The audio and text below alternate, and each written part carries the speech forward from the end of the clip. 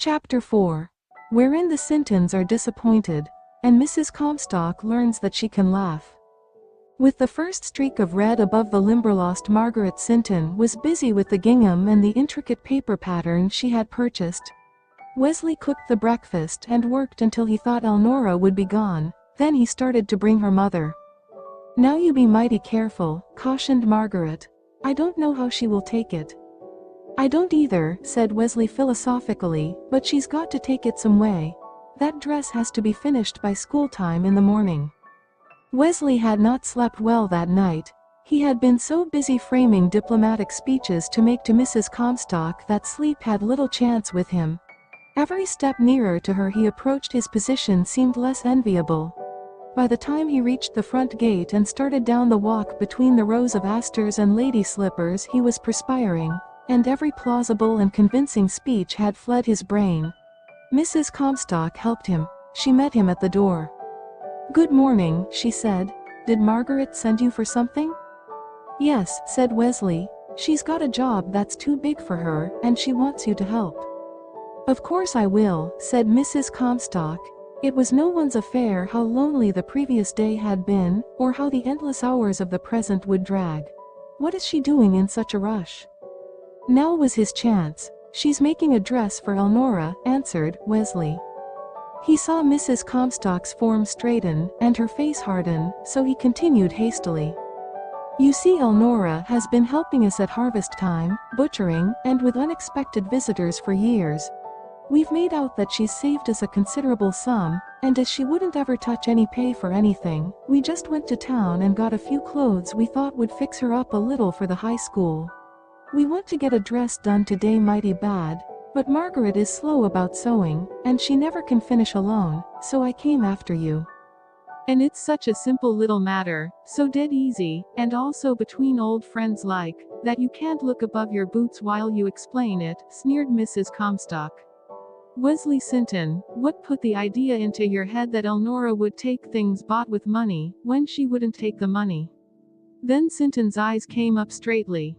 "Finding her on the trail last night sobbing as hard as I ever saw anyone at a funeral. She wasn't complaining at all, but she's come to me all her life with her little hurts, and she couldn't hide how she'd been laughed at, twitted, and run face to face against the fact that there were books and tuition, unexpected, and nothing will ever make me believe you didn't know that, Kate Comstock.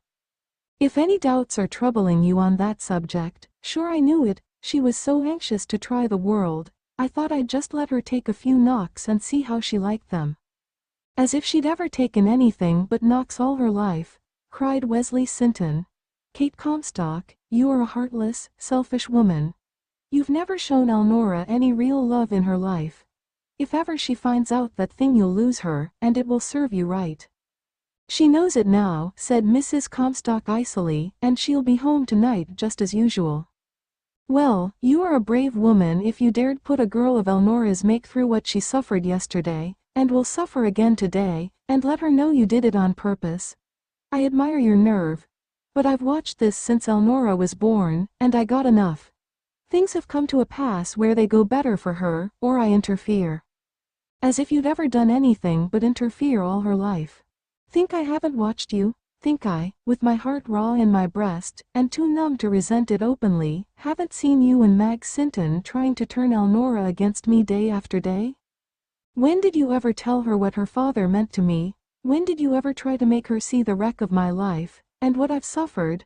No indeed, always it's been poor little abused Elnora, and cakes, kissing, extra clothes, and encouraging her to run to you with a pitiful mouth every time I tried to make a woman of her." "Kate Comstock, that's unjust," cried Sinton. "Only last night I tried to show her the picture I saw the day she was born. I begged her to come to you and tell you pleasant what she needed, and ask you for what I happen to know you can well afford to give her." "I can't," cried Mrs. Comstock. "You know I can't." "Then get so you can," said Wesley Sinton. "Any day you say the word you can sell 6,000 worth of rare timber off this place easy. I'll see to clearing and working the fields cheap as dirt, for Elnora's sake. I'll buy you more cattle to fatten. All you've got to do is sign a lease, to pull thousands from the ground in oil, as the rest of us are doing all around you. Cut down Robert's trees, shrieked Mrs. Comstock. "Tear up his land, cover everything with horrid, greasy oil, I'll die first." "You mean you'll let Elnora go like a beggar, and hurt and mortify her past bearing?" "I've got to the place where I tell you plain what I am going to do. Maggie and I went to town last night, and we bought what things Elnora needs most urgent to make her look a little like the rest of the high school girls. Now here it is in plain English. You can help get these things ready. And let us give them to her as we want, she won't touch them," cried Mrs. Comstock. "Then you can pay us, and she can take them as her right." "I won't. Then I will tell Elnora just what you are worth, what you can afford, and how much of this she owns. I'll loan her the money to buy books and decent clothes, and when she is of age she can sell her share and pay me." Mrs. Comstock gripped a chair back and opened her lips, but no words came. "And," Sinton continued, "if she is so much like you that she won't do that, I'll go to the county seat and lay complaint against you as her guardian before the judge. I'll swear to what you are worth, and how you are raising her, and have you discharged, or have the judge appoint some man who will see that she is comfortable, educated, and decent looking." You wouldn't," gasped Kate Comstock. "I won't need to, Kate," said Sinton, his heart softening the instant the hard words were said. "You won't show it, but you do love Elnora. You can't help it. You must see how she needs things. Come help us fix them, and be friends. Maggie and I couldn't live without her, and you couldn't either. You've got to love such a fine girl as she is, let it show a little." "You can hardly expect me to love her," said Mrs. Comstock coldly. "But for her a man would stand back of me now, who would beat the breath out of your sneaking body for the cowardly thing with which you threaten me. After all I've suffered you'd drag me to court and compel me to tear up Robert's property. If I ever go they carry me. If they touch one tree, or put down one greasy old oil well, it will be over all I can shoot, before they begin. Now, see how quick you can clear out of here." "You won't come and help Maggie with the dress?" For answer Mrs. Comstock looked around swiftly for some object on which to lay her hands. Knowing her temper, Wesley Sinton left with all the haste consistent with dignity. But he did not go home. He crossed a field, and in an hour brought another neighbor who was skillful with her needle. With sinking heart Margaret saw them coming. "Kate is too busy to help today, she can't sew before tomorrow," said Wesley cheerfully as they entered. That quieted Margaret's apprehension a little, though she had some doubts. Wesley prepared the lunch, and by 4 o'clock the dress was finished as far as it possibly could be until it was fitted on Elnora. If that did not entail too much work, it could be completed in 2 hours. Then Margaret packed their purchases into the big market basket. Wesley took the hat, umbrella, and raincoat, and they went to Mrs. Comstock's. As they reached the step, Margaret spoke pleasantly to Mrs. Comstock, who sat reading just inside the door, but she did not answer and deliberately turned a leaf without looking up. Wesley Sinton opened the door and went in followed by Margaret. "Kate," he said, "you needn't take out your mad over our little racket on Maggie. I ain't told her a word I said to you, or you said to me. She's not so very strong, and she's sewed since 4 o'clock this morning to get this dress ready for tomorrow. It's done and we came down to try it on Elnora." "Is that the truth, Mag Sinton?" demanded Mrs. Comstock. "You heard Wesley say so," proudly affirmed Mrs. Sinton. "I want to make you a proposition," said Wesley. "Wait till Elnora comes. Then we'll show her the things and see what she says." "How would it do to see what she says without bribing her?" sneered Mrs. Comstock. "If she can stand what she did yesterday, and will today, she can bear most anything," said Wesley. "Put away the clothes if you want to, till we tell her." "Well, you don't take this waist I'm working on," said Margaret, "for I have to baste in the sleeves and set the collar. Put the rest out of sight if you like." Mrs. Comstock picked up the basket and bundles, placed them inside her room and closed the door. Margaret threaded her needle and began to sew. Mrs. Comstock returned to her book, while Wesley fidgeted and raged inwardly. He could see that Margaret was nervous and almost in tears, but the lines in Mrs. Comstock's impassive face were set and cold. So they sat while the clock ticked off the time, 1 hour, 2, dusk, and no Elnora. Just when Margaret and Wesley were discussing whether he had not better go to town to meet Elnora, they heard her coming up the walk. Wesley dropped his tilted chair and squared himself. Margaret gripped her sewing and turned pleading eyes toward the door. Mrs. Comstock closed her book and grimly smiled. "Mother, please open the door," called Elnora. Mrs. Comstock arose and swung back the screen. Elnora stepped in beside her, bent half double, the whole front of her dress gathered into a sort of bag filled with a heavy load, and one arm stacked high with books. In the dim light she did not see the Sintons. "Please hand me the empty bucket in the kitchen, Mother," she said. "I just had to bring these arrow points home, but I'm scared for fear I've spoiled my dress and will have to wash it. I'm to clean them, and take them to the banker in the morning, and oh, Mother, I've sold enough stuff to pay for my books, my tuition, and maybe a dress and some lighter shoes besides. Oh, Mother, I'm so happy. Take the books and bring the bucket." Then she saw Margaret and Wesley. "Oh, glory," she exulted. "I was just wondering how I'd ever wait to tell you, and here you are. It's too perfectly splendid to be true. Tell us, Elnora," said Sinton. "Well, sir," said Elnora, doubling down on the floor and spreading out her skirt, "set the bucket here, Mother. These points are brittle and should be put in one at a time. If they are chipped I can't sell them. Well, sir, I've had a time. You know I just had to have books. I tried 3 stores, and they wouldn't trust me, not even 3 days. I didn't know what in this world I could do quickly enough. Just when I was almost frantic I saw a sign in a bank window asking for caterpillars, cocoons, butterflies, arrow points, and everything. I went in, and it was this bird woman who wants the insects, and the banker wants the stones. I had to go to school then, but, if you'll believe it, Elnora beamed on all of them in turn as she talked and slipped the arrow points from her dress to the pail. If you'll believe it, but you won't, hardly, until you look at the books. There was the mathematics teacher, waiting at his door, and he had a set of books for me that he had phoned a sophomore to bring." "How did he happen to do that, Elnora?" interrupted Sinton. Elnora blushed. "It was a fool mistake I made yesterday in thinking books were just handed out to one. There was a teachers' meeting last night and the history teacher told about that. Professor Henley thought of me. You know I told you what he said about my algebra, Mother. Ain't I glad I studied out some of it myself this summer? So he telephoned and a girl brought the books. Because they are marked and abused some I get the whole outfit for $2. I can erase most of the marks, paste down the covers, and fix them so they look better. But I must hurry to the joy part. I didn't stop to eat at noon. I just ran to the bird woman's, and I had lunch with her. It was salad, hot chocolate, and lovely things, and she wants to buy most every old scrap I ever gathered. She wants dragonflies, moths, butterflies, and he, the banker, wants everything Indian. This very night she came to the swamp with me and took away enough stuff to pay for the books and tuition, and tomorrow she is going to buy some more." Elnora laid the last arrow point in the pail and arose, shaking leaves and bits of baked earth from her dress.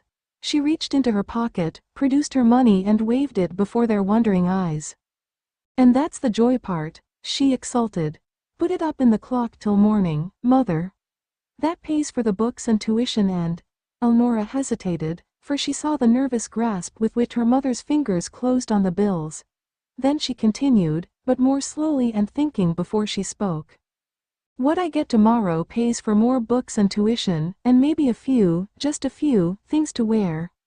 These shoes are so dreadfully heavy and hot, and they make such a noise on the floor. There isn't another calico dress in the whole building, not among hundreds of us. Why, what is that? Aunt Margaret, what are you hiding in your lap?" She snatched the waist and shook it out, and her face was beaming. "Have you taken to waists all fancy and buttoned in? The back, I bet you this is mine." "I bet you so too," said Margaret Sinton. "You undress right away and try it on, and if it fits, it will be done for morning. There are some low shoes, too." Elnora began to dance. "Oh, you dear people," she cried. "I can pay for them tomorrow night. Isn't it too splendid? I was just thinking on the way home that I certainly would be compelled to have cooler shoes until later, and I was wondering What I do when the fall rains begin. I meant to get you some heavy dress skirts and a coat then, said Mrs. Comstock. I know you said so, cried Elnora. But you needn't, now. I can buy every single stitch I need myself. Next summer I can gather up a lot more stuff, and all winter on the way to school. I am sure I can sell ferns, I know I can nuts, and the bird woman says the great rooms want leaves, grasses, birds' nests, and cocoons. Oh, isn't this world lovely? I'll be helping with the tax, next, Mother. Elnora waved the waist and started for the bedroom. When she opened the door she gave a little cry. What have you people been doing? She demanded. I never saw so many interesting bundles in all my life. I'm scared to death for fear I can't pay for them, and will have to give up something. Wouldn't you take them, if you could not pay for them, Elnora? Asked her mother instantly. Why, not unless you did, answered Elnora. People have no right to wear things they can't afford, have they? But from such old friends as Maggie and Wesley, Mrs. Comstock's voice was oily with triumph. From them least of all, cried Elnora stoutly. From a stranger sooner than from them, to whom I owe so much more than I ever can pay now. Well, you don't have to, said Mrs. Comstock. Maggie just selected these things, because she is more in touch with the world, and has got such good taste. You can pay as long as your money holds out, and if there's more necessary, maybe I can sell the butcher a calf, or if things are too costly for us, of course, they can take them back. Put on the waist now, and then you can look over the rest and see if they are suitable, and what you want. Elnora stepped into the adjoining room and closed the door. Mrs. Comstock picked up the bucket and started for the well with it. At the bedroom she paused. Elnora, were you going to wash these arrow points? Yes. The bird woman says they sell better if they are clean. So it can be seen that there are no defects in them. Of course, said Mrs. Comstock. Some of them seem quite baked. Shall I put them to soak? Do you want to take them in the morning? Yes, I do, answered Elnora. If you would just fill the pail with water. Mrs. Comstock left the room. Wesley Sinton sat with his back to the window in the west end of the cabin which overlooked the well. A suppressed sound behind him caused him to turn quickly. Then he arose and leaned over Margaret. She's out there laughing like a blamed monkey, he whispered indignantly. Well, she can't help it, exclaimed Margaret. I'm going home, said Wesley. Oh no, you are not, retorted Margaret. You are missing the point. The point is not how you look, or feel. It is to get these things in Elnora's possession past dispute. You go now, and tomorrow Elnora will wear calico, and Kate Comstock will return these goods. Right here I stay until everything we bought is Elnora's. What are you going to do? Asked Wesley. I don't know yet, myself, said Margaret. Then she arose and peered from the window. At the well curb stood Catherine Comstock. The strain of the day was finding reaction. Her chin was in the air, she was heaving, shaking and strangling to suppress any sound. The word that slipped between Margaret Sinton's lips shocked Wesley until he dropped on his chair, and recalled her to her senses. She was fairly composed as she turned to Elnora, and began the fitting. When she had pinched, pulled, and patted she called, "Come see if you think this fits, Kate." Mrs. Comstock had gone around to the back door and answered from the kitchen, "You know more about it than I do. Go ahead, I'm getting supper. Don't forget to allow for what it will shrink in washing. I set the colors and washed the goods last night, it can be made to fit right now," answered Margaret. When she could find nothing more to alter she told Elnora to heat some water. After she had done that the girl began opening packages. The hat came first. "Mother," cried Elnora. "Mother, of course, you have seen this, but you haven't seen it on me. I must try it on." "Don't you dare put that on your head until your hair is washed and properly combed," said Margaret. "Oh," cried Elnora, "is that water to wash my hair? I thought it was to set the color in another dress." "Well, you thought wrong," said Margaret simply. "Your hair is going to be washed and brushed until it shines like copper. While it dries you can eat your supper, and this dress will be finished. Then you can put on your new ribbon, and your hat. You can try your shoes now, and if they don't fit, you and Wesley can drive to town and change them, that little round Bundle on the top of the basket is your stockings. Margaret sat down and began sewing swiftly, and a little later opened the machine and ran several long seams. Elnora returned in a few minutes holding up her skirts and stepping daintily in the new shoes. "Don't soil them, honey, else you're sure they fit," cautioned Wesley. "They seem just a trifle large, maybe," said Elnora dubiously, and Wesley knelt to feel. He and Margaret thought them a fit, and then Elnora appealed to her mother. Mrs. Comstock appeared wiping her hands on her apron. She examined the shoes critically.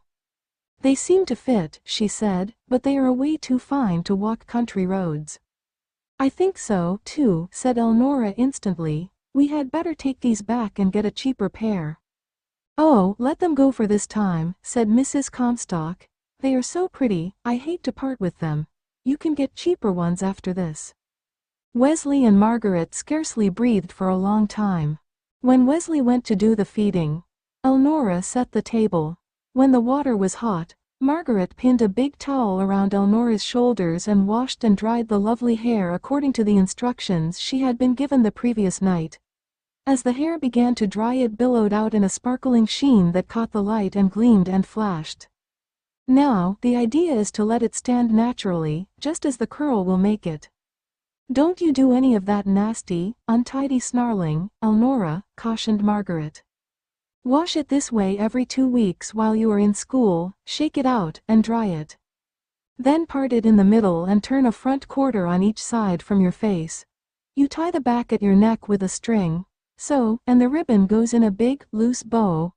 I'll show you." One after another Margaret Sinton tied the ribbons, creasing each of them so they could not be returned, as she explained that she was trying to find the color most becoming.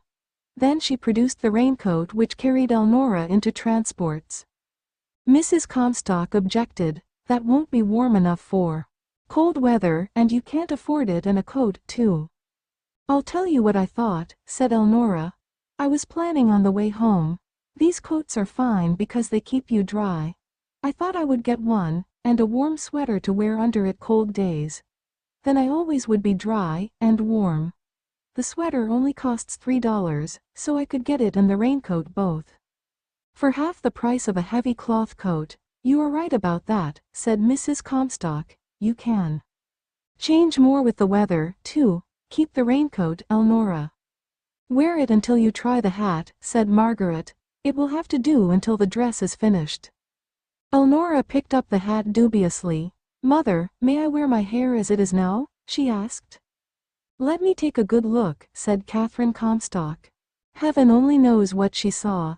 To Wesley and to Margaret the bright young face of Elnora, with its pink tints, its heavy dark brows, its bright blue-gray eyes, and its frame of curling reddish-brown hair was the sweetest sight on earth, and at that instant Elnora was radiant. "So long as it's your own hair, and combed back as plain as it will go, I don't suppose it cuts much ice whether it's tied a little tighter or looser," conceded Mrs. Comstock, "if you stop right. There, you may let it go at that." Elnora set the hat on her head. It was only a wide tan straw with 3 exquisite peacock quills at one side. Margaret Sinton cried out. Wesley slapped his knee and sighed deeply while Mrs. Comstock stood speechless for a second. "I wish you had asked the price before you put that on," she said impatiently. "We never can afford it." "It's not so much as you think," said Margaret. "Don't you see what I did? I had them take off the quills, and put on some of those Phoebe Sims gave me from her peacocks. The hat will only cost you $1.50. She avoided Wesley's eyes, and looked straight at Mrs. Comstock. Elnora removed the hat to examine it. "Why, they are those reddish-tan quills of yours," she cried. "Mother, look how beautifully they are set on. I'd much rather have them than those from the store." "So would I," said Mrs. Comstock. "If Margaret wants to spare them, that will make you a beautiful hat, dirt cheap, too. You must go past Mrs. Sims and show her. She would be pleased to see them." Elnora sank into a chair and contemplated her toe. "Landy, ain't I a queen?" she murmured. "What else have I got?" "Just a belt, some handkerchiefs, and a pair of top shoes for rainy days and colder weather," said Margaret. "About those high shoes, that was my idea," said Wesley. Soon as it rains, low shoes won't do, and by taking 2 pairs at once I could get them some cheaper. The low ones are $2 and the high ones $2.50, together $3.75. Ain't that cheap?" "That's a real bargain," said Mrs. Comstock, "if they are good shoes and they look it." "This," said Wesley, producing the last package, "is your Christmas present from your Aunt Maggie. I got mine, too, but it's at the house. I'll bring it up in the morning." He handed Margaret the umbrella, and she passed it over to Elnora, who opened it and sat laughing under its shelter. Then she kissed both of them. She brought a pencil and a slip of paper to set down the prices they gave her of everything they had brought except the umbrella, added the sum, and said laughingly, "Will you please wait till tomorrow for the money? I will have it then, sure." "Elnora," said Wesley Sinton. "Wouldn't you, Elnora, hustle here a minute?" called Mrs. Comstock from the kitchen. "I need you." "1 second, Mother," answered Elnora, throwing off the coat and hat, and closing the umbrella as she ran. There were several errands to do in a hurry, and then supper. Elnora chattered incessantly. Wesley and Margaret talked all they could, while Mrs. Comstock said a word now and then, which was all she ever did. But Wesley Sinton was watching her, and time and again he saw a peculiar little twist around her mouth. He knew that for the first time in 16 years she really was laughing over something. She had all she could do to preserve her usually sober face. Wesley knew what she was thinking. After supper the dress was finished, the pattern for the next one discussed, and then the Sintons went home. Elnora gathered her treasures. When she started upstairs she stopped. "May I kiss you good night, Mother?" she asked lightly. "Never mind any slobbering," said Mrs. Comstock. "I should think you'd lived with me long enough to know that I don't care for it." "Well, I'd love to show you in some way how happy I am, and how I thank you." "I wonder what for," said Mrs. Comstock. "Mag Sinton chose that stuff and brought it here and you pay for it." "Yes, but you seemed willing for me to have it, and you said you would help me if I couldn't pay all." "Maybe I did," said Mrs. Comstock. "Maybe I did. I meant to get you some heavy dress skirts about Thanksgiving, and I still can get them. Go to bed, and for any sake don't begin mooning before a mirror, and make a dunce of yourself." Mrs. Comstock picked up several papers and blew out the kitchen light. She stood in the middle of the sitting room floor for a time and then went into her room and closed the door. Sitting on the edge of the bed she thought for a few minutes and then suddenly buried her face in the pillow and again heaved with laughter. Down the road plodded Margaret and Wesley Sinton. Neither of them had words to utter their united thought. "Done," hissed Wesley at last. "Done Brown. Did you ever feel like a bloomin', confounded donkey? How did the woman do it?" "She didn't do it," gulped Margaret through her tears. "She didn't do anything. She trusted to Elnora's great big soul to bring her out right, and really she was right, and so it had to bring her. She's a darling, Wesley. But she's got a time before her. Did you see Kate Comstock grab that money? Before 6 months she'll be out combing the Limberlost for bugs and A.R. Rao points to help pay the tax. I know her." "Well, I don't," exclaimed Sinton. "She's too many for me. But there is a laugh left in her yet. I didn't suppose there was. Bet you $1, if we could see her this minute, she'd be chuckling over the way we got left." Both of them stopped in the road and looked back. "There's Elnora's light in her room," said Margaret.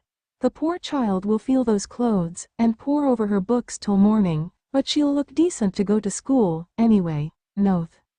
Ing is too big a price to pay for that. Yes, if Kate lets her wear them, 10 to 1, she makes her finish the week with that old stuff." "No, she won't," said Margaret. "She'll hardly dare." Kate made some concessions, all right. Big ones for her, if she did get her way in the main. She bent some, and if Elnora proves that she can walk out barehanded in the morning and come back with that much money in her pocket, an armful of books, and buy a turnout like that, she proves that she is of some consideration, and Kate's smart enough. She'll think twice before she'll do that. Elnora won't wear a calico dress to high school again. You watch and see if she does. She may have the best clothes she'll get for a time, for the least money, but she won't know it until she tries to buy goods herself at the same rates. Wesley, What about those prices, didn't they shrink considerable? You began it, said Wesley. Those prices were all right. We didn't say what the goods cost us, we said what they would cost her. Surely, she's mistaken about being able to pay all that. Can she pick up stuff of that value around the Limberlost? Didn't the bird woman see her trouble, and just give her the money? I don't think so, said Margaret. Seems to me I've heard of her paying, or offering to pay those who would take the money, for bugs and butterflies, and I've known people who sold that banker Indian stuff. Once I heard that his pipe collection beat that of the government at the Philadelphia Centennial. Those things have come to have a value. Well, there's about a bushel of that kind of valuables piled up in the woodshed, that belongs to Elnora. At least, I picked them up because she said she wanted them. Ain't it queer that she'd take to stones, bugs, and butterflies, and save them? Now they are going to bring her the very thing she wants the worst. Lord, but this is a funny world when you get to studying. Looks like things didn't all come by accident. Looks as if there was a plan back of it, and somebody driving that knows the road, and how to handle the lines. Anyhow, Elnora's in the wagon, and when I get out in the night and the dark closes around me, and I see the stars, I don't feel so cheap. Maggie, how the nation did Kate Comstock do that? You will keep on harping, Wesley. I told you she didn't do it. Elnora did it. She walked in and took things right out of our hands. All Kate had to do was to enjoy having it go her way, and she was cute enough to put in a few questions that sort of guided Elnora.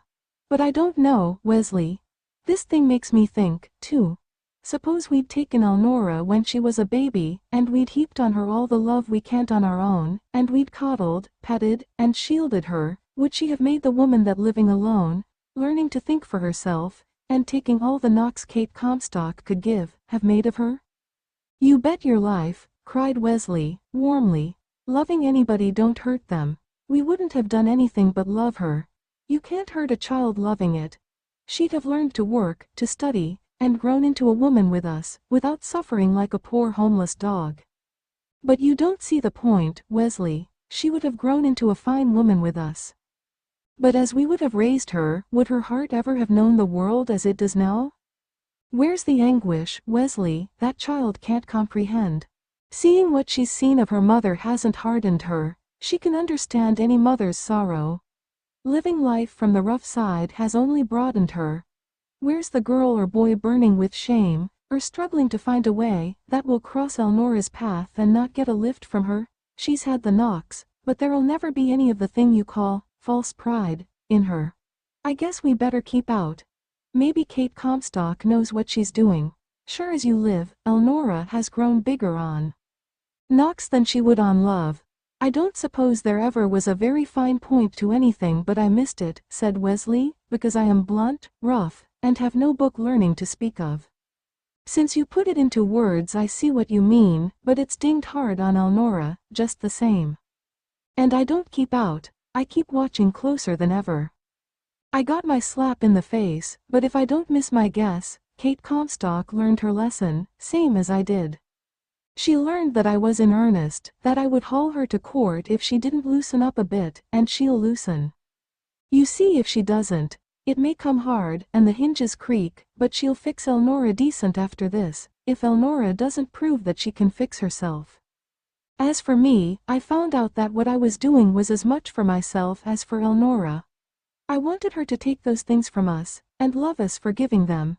It didn't work, and but for you, I'd messed the whole thing and stuck like a pig in crossing a bridge. But you helped me out. Elnora's got the clothes, and by morning, maybe I won't grudge Kate the only laugh she's had in 16 years. You've been showing me the way quite a spell now, ain't you, Maggie? In her attic Elnora lighted 2 candles, set them on her little table, stacked the books, and put away the precious clothes. How lovingly she hung the hat and umbrella, folded the raincoat, and spread the new dress over a chair. She fingered the ribbons and tried to smooth the creases from them. She put away the hose neatly folded, touched the handkerchiefs, and tried the belt. Then she slipped into her white nightdress, shook down her hair that it might become thoroughly dry, set a chair before the table, and reverently opened one of the books. A stiff draft swept the attic, for it stretched the length of the cabin, and had a window in each end. Elnora arose and going to the east window closed it. She stood for a minute looking at the stars, the sky, and the dark outline of the straggling trees of the rapidly dismantling Limberlost. In the region of her case a tiny point of light flashed and disappeared. Elnora straightened and wondered. Was it wise to leave her precious money there? The light flashed once more, wavered a few seconds, and died out. The girl waited. She did not see it again, so she turned to her books. In the Limberlost the hulking figure of a man sneaked down the trail. The bird woman was at Freckles' room this evening, he muttered. Wonder what for? He left the trail, entered the enclosure still distinctly outlined, and approached the case. The first point of light flashed from the tiny electric lamp on his vest.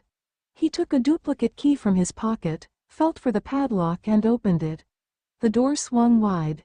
The light flashed the second time. Swiftly his glance swept the interior. About a fourth of her moths gone. Elnora must have been with the bird woman and given them to her. Then he stood tense. His keen eyes discovered the roll of bills hastily thrust back in the bottom of the case. He snatched them up, shut off the light, relocked the case by touch, and swiftly went down the trail. Every few seconds he paused and listened intently. Just as he reached the road, a second figure approached him. Is it you, Pete? Came the whispered question. Yes, said the first man. I was coming down to take a peep when I saw your flash, he said. I heard the bird woman had been at the case today. Anything doing? Not a thing, said Pete. She just took away about a fourth of the moths. Probably had the Comstock girl getting them for her. Heard they were together. Likely she'll get the rest tomorrow.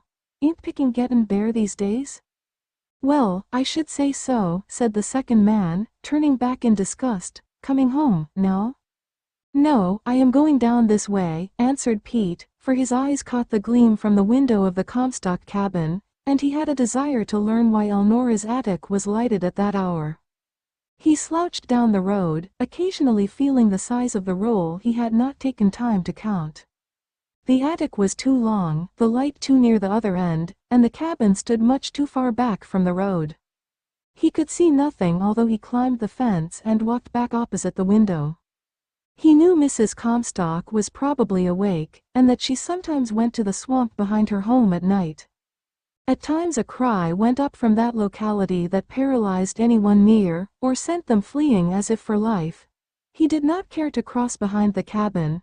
He returned to the road, passed, and again climbed the fence. Opposite the west window he could see Elnora. She sat before a small table reading from a book between two candles. Her hair fell in a bright sheen around her, and with one hand she lightly shook, and tossed it as she studied. The man stood out in the night and watched. For a long time a leaf turned at intervals and the hair-drying went on. The man drew nearer. The picture grew more beautiful as he approached. He could not see so well as he desired, for the screen was of white mosquito netting, and it angered him. He cautiously crept closer. The elevation shut off his view.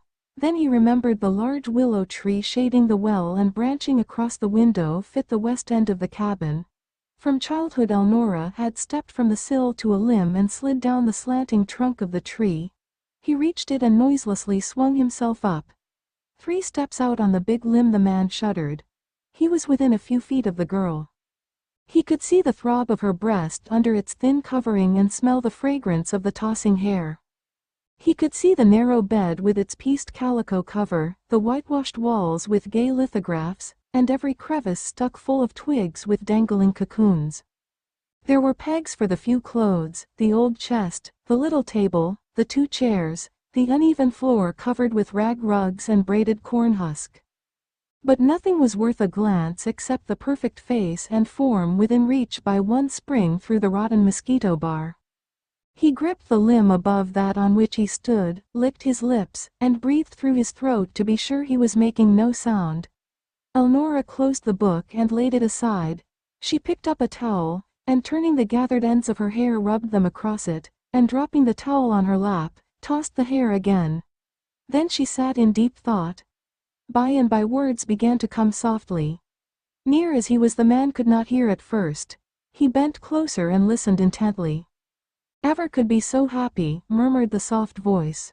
The dress is so pretty, such shoes, the coat, and everything. I won't have to be ashamed again, not ever again, for the Limberlost is full of precious moths, and I always can collect them. The bird woman will buy more tomorrow, and the next day, and the next. When they are all gone, I can spend every minute gathering cocoons, and hunting other things I can sell. Oh, thank God, for my precious, precious money. Why, I didn't pray in vain after all.